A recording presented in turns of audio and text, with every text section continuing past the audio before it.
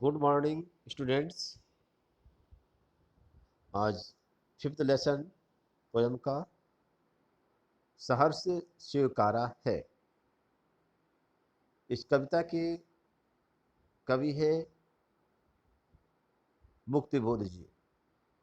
मुक्तिबोध जी का पूरा नाम गजानन माधव मुक्तिबोध है। इनका जन्म मध्य प्रदेश के ग्वालियर जिले के श्योपुर नामक स्थान में 1917 ईस्वी में हुआ था।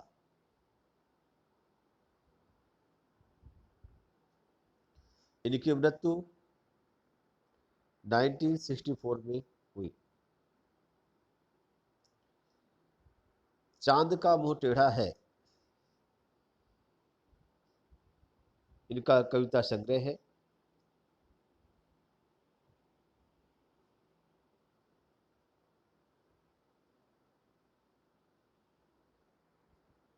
सहर्ष स्वीकारा है। सहर्ष मतलब होता है खुशी खुशी, हंसते हंसते। स्वीकारा हमें स्वीकार किया है।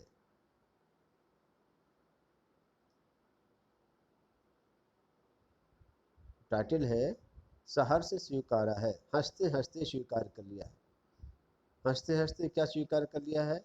हंसते हंसते किस बात को मान लिया है? इस बात को अब देखिए क्यों मान लिया है। आइए तो अब इस कविता को जब हम पढ़ेंगे तो आखिरकार कवि मुक्तिबोध ने किस बात को हंसते हंसते स्वीकार कर लिया है। आखिरकार ऐसी कौन सी बातें थी जिसे किसके कहने पर उसने हंसते हंसते स्वीकार कर लिया हर बात को, या कि किसके कारण कवि ने हंसते हंसते हर चीज को स्वीकार कर लिया, खुशी खुशी हर चीज को स्वीकार कर लिया। बच्चों, भूरी भूरी खाक धूल इनका काव्य संग्रह है। उसमें से एक कविता ली गई है, सहर्ष स्वीकारा है। आमतौर पर मुक्तिबोध की कविताएं काफी लंबी हुआ करती है। कुछ छोटी कविताएं उन्होंने लिखी हैं, उन छोटी कविताओं में से यह एक कविता है। बच्चों, किसी भी बात को स्वीकार करना एक बात होती है, लेकिन उसको सहर्ष स्वीकार करना यानी खुशी खुशी स्वीकार करना अलग बात होती है। यह कविता जीवन के सुख दुख, संघर्ष, अवसाद, उठापटक को सम्यक भाव से अंगीकार करने की प्रेरणा देती है। आप लोगों ने गीता में सुना होगा एक श्लोक, सुख दुखे समे कृत्वा लाभा लाभो जया जयो तस्मात् उत्तिष्ठ कौन्तेय युद्धाय कृत निश्चय। कि श्री कृष्ण कहते हैं कि हे अर्जुन, सुख और दुख को बराबर मानो, लाभ और हानि को बराबर मानो, जय और पराजय को बराबर समझो। तो गीता में जो यह क्या सुख दुखे समय कृत्वा लाभा लाभो जया जयो, इस बात की प्रेरणा यह कविता भी देती है।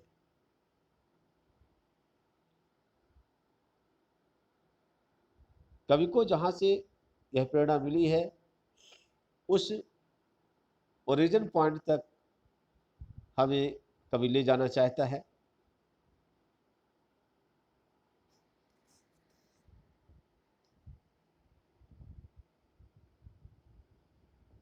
उस विशिष्ट व्यक्ति है, विशेष व्यक्ति है, या कोई जो सत्ता है, उसी की इसी को उसने सहजता के चलते उसको स्वीकार किया है।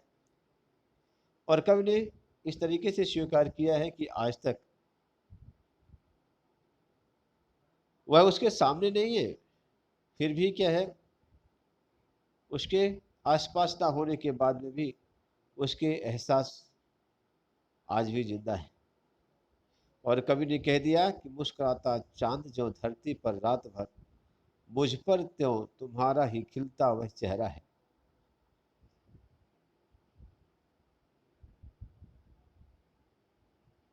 कि यहाँ पर इसके बाद पाठ का सारांश देखते हैं। पाठ का सारांश कुछ इस प्रकार है।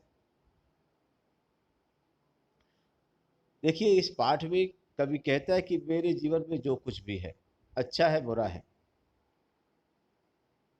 उसको मैंने हंसते हंसते स्वीकार कर लिया है। कवि ये कहता है कि मुझे जो कुछ भी मिला है वह सब तुम्हारा दिया हुआ है, और उस बात को मैंने क्या है, अच्छा हो या बुरा हो, उसको मैंने हंसी हंसी स्वीकार कर लिया है। क्यों स्वीकार कर लिया? क्योंकि वो चीज तुम्हें प्यारी है। कवि ने कह दिया कि गरीबी को भी मैंने हंसते हंसते स्वीकार कर लिया। विचार, अनुभव, भावनाएं, सब पर तुम्हारा प्रभाव है। कभी कहता है पता नहीं तुम्हारे साथ मेरा कौन सा रिश्ता है।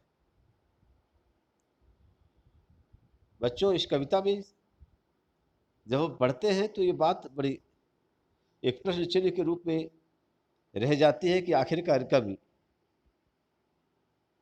की प्रेरणा बिंदु कौन है? माँ है, बहन है, पत्नी है, प्रेमिका है, कौन है?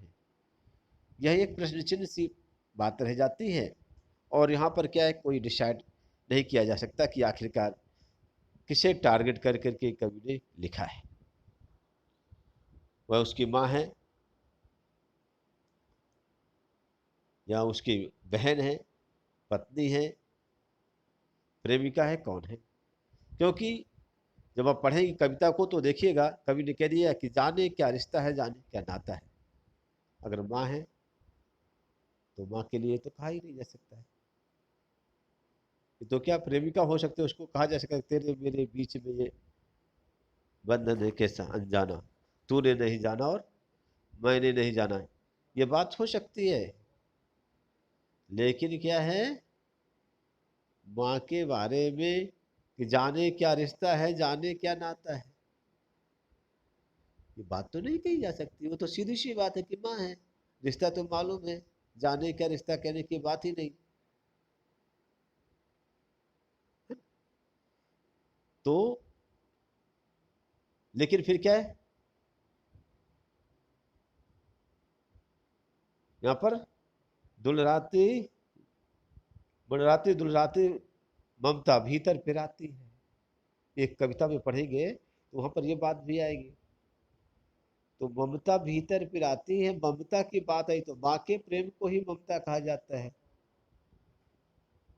तो यहाँ पर फिर ये प्रश्न उस चिन्ह उठता है कि प्रेम का कैसे? ममता तो माँ के प्रेम को कहा जाता है। तो देखिएगा क्या है, इस बात के लिए कवि ने एक प्रश्न चिन्ह सा छोड़ दिया कि आखिरकार कवि के लिए जीवन में प्रेरणा बिंदु कौन थे। कवि को प्रेरणा देने वाले कौन थे? यहाँ पर ये क्या है, पत्नी है, प्रेमिका है, माँ है, बहन है, कौन है? इसे आप हम आप क्या है, अपने अपने आधार पर से मान सकते हैं। लेकिन क्या उस कवि ने इसे एक रहस्य के रूप में प्रस्तुत किया है।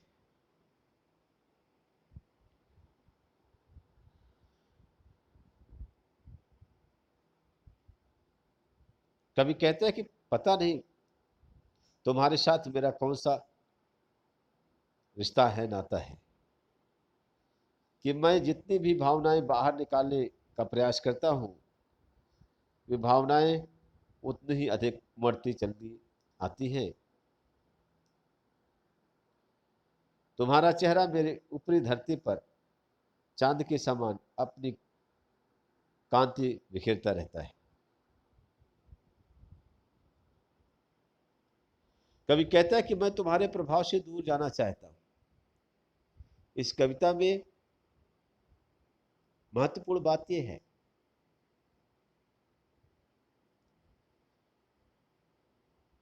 कि अपने प्रेरणा स्रोत के पास सब कोई जाना चाहता है।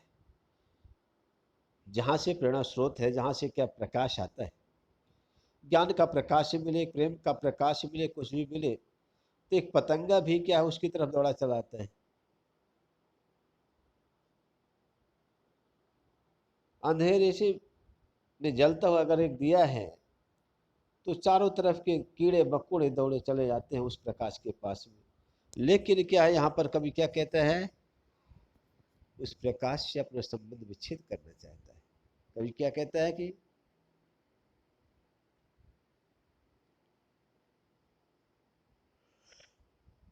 मैं तुम्हारे प्रभाव से दूर रहना चाहता हूं, क्योंकि मैं भीतर से दुर्बल पड़ने लगा। कवि ने इस बात को एहसास किया कि आखिरकार प्रेम के बैसाखियों के भरोसे जिंदगी की नाव, जिंदगी की ये रास्ता जो है तो नहीं पार किया जा सकता।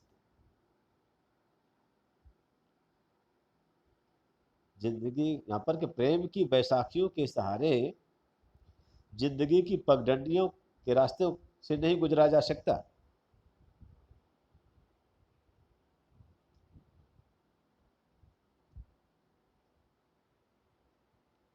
कभी उस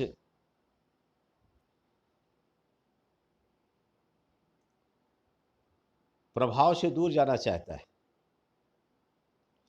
वो कहता है कि तुम मुझे दंडित करो,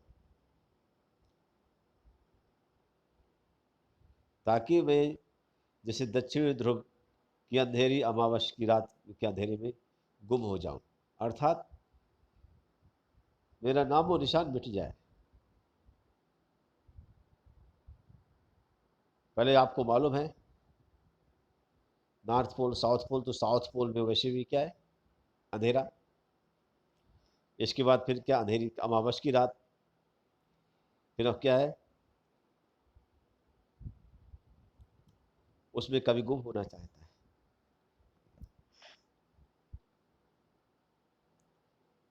कभी कहता है कि तुम्हारे उजीलेपन को अधिक मैं अब सहन नहीं कर पा रहा, तुम्हारी ममता की कोमलता मुझे अब क्या चुभने लगी है। कभी कहता है कि मेरी आत्मा कमजोर पड़ने लगी है। वह स्वयं को पाताली अंधेरों की गुफाओं में लापता होने के लिए कह रहा है, लेकिन फिर भी कहता है कि वहां पर भी अप्रिय तुम्हारा सहारा मेरे साथ रहेगा। तो यहां पर चाहे माँ हो, चाहे बहन हो, चाहे पत्नी हो, चाहे प्रेमिका हो, किसी के प्रेम को आदमी क्या पाना चाहता है, उसके साथ रहना चाहता है। एक आमतौर पर आम कवियों के द्वारा, आम आदमी के द्वारा ऐसी परिकल्पना की जाती है। लेकिन यहाँ पर कवि ने इसके विपरीत यह चित्रित करने का प्रयास किया है कि वह क्या है, उस प्रेम के सहारे से दूर भागना चाहता है। क्योंकि उसने इस बात को रियलाइज कर लिया है कि बैसाखियों के सहारे, दूसरे के सहारे पूरी जिंदगी नहीं गुजारी जा सकती।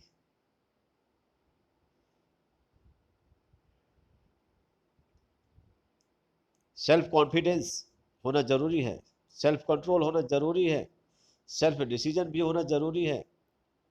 हम किसी व्यक्ति के सहारे अपना पूरा जीवन को नहीं गुजार सकते।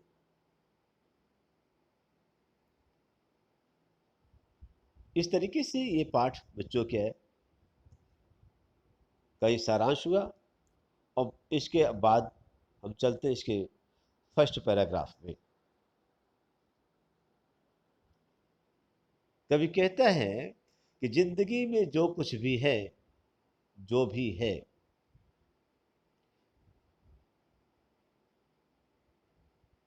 जिंदगी में जो कुछ भी है, जो भी है, इसलिए कि जो कुछ भी मेरा है वह तुम्हें प्यारा है।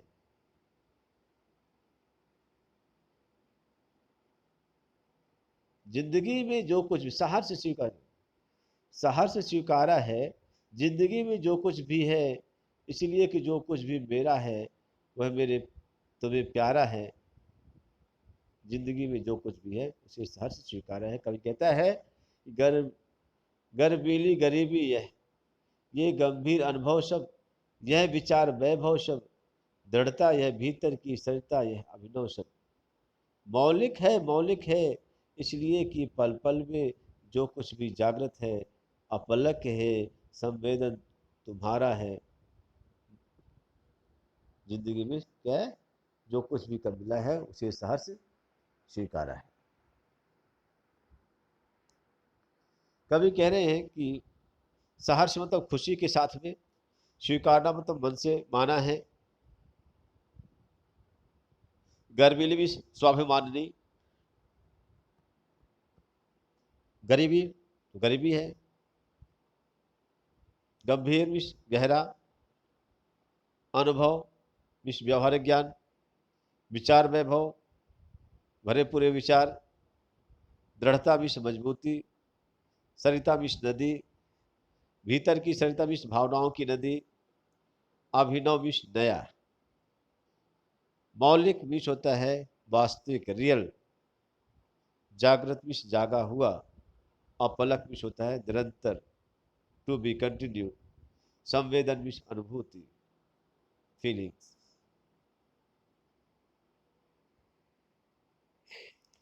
कभी कहता है कि जिंदगी में मेरे पास जो कुछ भी है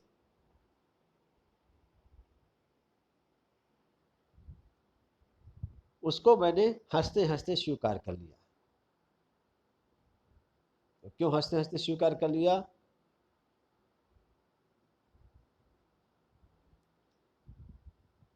कि वह चीज तुम्हें प्यारी। कवि के कहने का मतलब यह है कि उसकी माशूका, उसके जो है तो प्रेसी, उसकी जो प्रेमिका है, उसकी जो पत्नी है, उसकी जो बहन है, या उसकी जो तो माँ है, जो कोई भी है,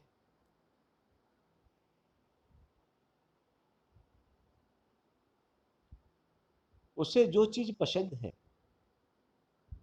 वो चीज कवि को पसंद है। किसी डर और भय से नहीं,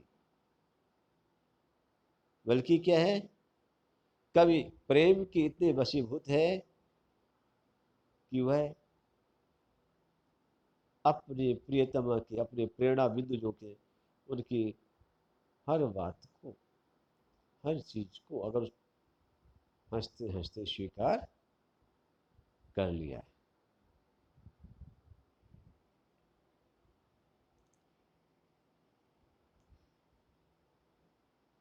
कभी कहता है कि मैंने हर चीज को हंसते हंसते क्यों स्वीकार कर लिया, इसलिए कर लिया क्योंकि वो चीज तुम्हें प्यारी थी, और जब तुम्हें प्यारी थी तो मुझे प्यारी है। कभी कहता है, गर्वीली गरीबी, ये घमंड क्या है? गरीबी को कवि ने कह दिया घमंडन कह दिया, स्वाभिमानी। संस्कृत में कहा गया कि भो दालिद्र नवस्तुभ्यम सिद्धो हम तत्प्रसादयात्, पश्यामि हम जगत सर्वम नामाम पश्यति कश्यप। भो दालिद्र, हे गरीबी तुझे नमस्कार है, हे गरीबी तुझको नमस्कार है। क्यों नमस्कार है? तो कभी कहता है कि सिद्धो अहम तत्प्रसादात्, तत्प्रसादात् में तुम्हारे प्रसाद से, तुम्हारी कृपा से, सिद्धो अहम, मैं सिद्ध पुरुष बन गया हूं। वो दालिद्र नमस्तुभ्यम सिद्धो हम तत्प्रसादात्, पश्याम हम जगत सर्वम, मैं पूरी दुनिया को देखता हूँ, ना माम पश्यत कश्यप, मुझे कोई नहीं देखता। सिद्ध पुरुष जैसे होते हैं क्या है, सामने वाले की पूरी समस्याओं को बिल्कुल बता देते हैं। तो यहाँ पर कवि ने यही तो कहा है, क्या है गरीबी, तेरे कारण से मैं क्या है, सिद्ध पुरुष जैसा हो गया हूं। मेरे जीवन में जो अनुभव मिले हैं, आए हैं, मैंने तुमसे सीखे। गर्वीली गरीबी, घमंडन गरीबी, गरीबी इसलिए घमंडन है कभी, जैसे मैंने बताया कि जिसके घर में गरीबी आ गई तो कई पीढ़ियों तक, कभी कभी तो 7 पीढ़ियों तक वो गरीबी बनी रहती है। मतलब उस घर से जाने का नाम नहीं लेती ये गरीबी।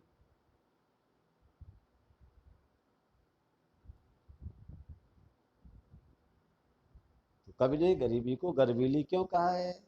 गरीबी घमंड के रूप में, अर्थात उससे क्या है, जहाँ पर जिसके घर में हो गई, जिस समाज में जहाँ पर हो गई गरीबी, तो जाने का नाम नहीं लेते।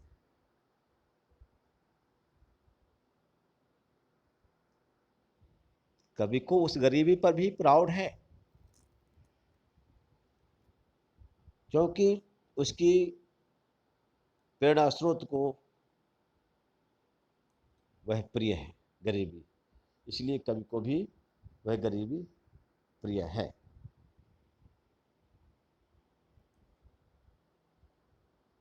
कवि कहता है कि जीवन में जो कुछ भी सुख दुख, संघर्ष अवसाद, उठापटक, जो कुछ भी हुआ है उसको मैंने क्या है, सबको स्वीकार कर लिया है। और क्यों स्वीकार कर लिया? क्योंकि मुझे जो प्रेरणा जिससे मिली है उसको ये सब चीजें पसंद थी। कभी कहता है कि मेरी जिंदगी में जो कुछ भी है, जैसा भी है, उसे मैंने खुशी खुशी स्वीकार कर लिया है।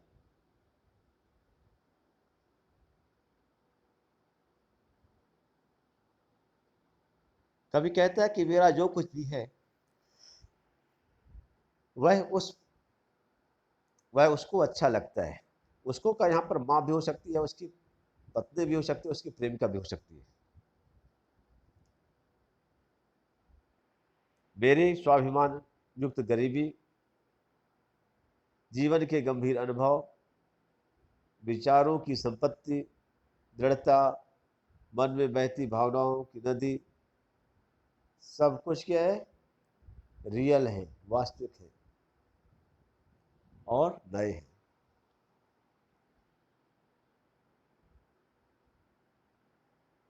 कवि कहता है कि इनकी मौलिकता का कारण यह है कि मेरे जीवन में हर क्षण जो कुछ भी घटता है, जो कुछ भी दिखाई देता है, जो कुछ भी मैंने अचीव किया है, इन सब के पीछे तुम्हारी प्रेरणा है। यहाँ पर कवि ने अपनी हर उपलब्धि का श्रेय अपनी माँ, अपनी पत्नी, अपनी प्रेमिका स्लैश करके इनमें से क्या है को देना चाहता है। इसमें संबोधन शैली है, मौलिक है कि आवृत्ति प्रभावशाली है, विचारों का वैभव और गंभीरता की सरिता, विचारों रूपी वैभव और यहाँ पर क्या है, रूपक अलंकार होगा, पल पल में पुनरुक्त प्रकाश है, सहर्ष स्वीकारा गर्वीली गरीबी में और विचार वैभव में अनुप्रास अलंकार है। खड़ी बोली है, काव्य की रचना मुक्तक छंद है,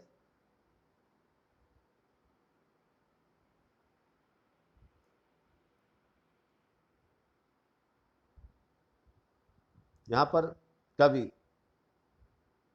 जीवन की प्रत्येक परिस्थिति को सहर्ष स्वीकार क्यों करता है? कवि जीवन की प्रत्येक परिस्थिति को हंसते हंसते स्वीकार कर लेता है, क्योंकि वह जैसा कुछ उसकी माँ या प्रेमिका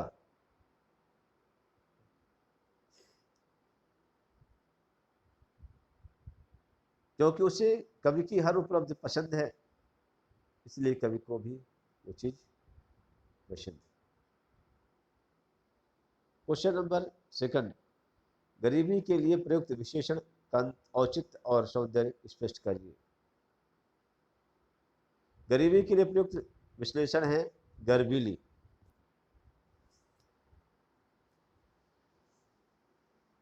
इसका औचित्य यह है कि कवि इस दशा में भी अपना स्वाभिमान बनाए हुए है। वह गरीबी के बोझ में दबा हुआ है, फिर भी उस बोझ को बोझ नहीं मान रहा।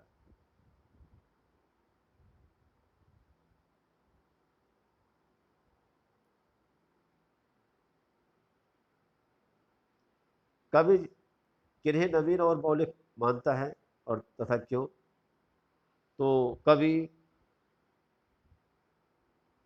स्वाभिमान युक्त गरीबी, जीवन के गंभीर अनुभव, वैचारिक चिंतन, व्यक्ति की दृढ़ता और अंतःकरण की भावनाओं को मौलिक मानता है। इसका कारण यह है कि ये सब उसके यथार्थ के प्रतिरूप हैं और इन पर किसी का प्रभाव नहीं।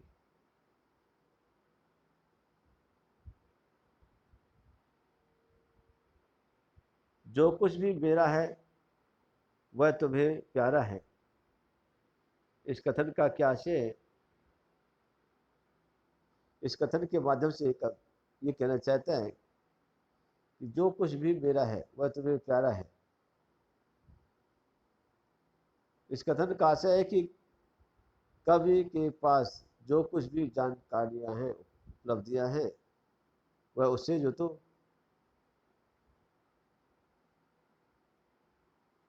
वह उसे प्रिय है। इन उपलब्धियों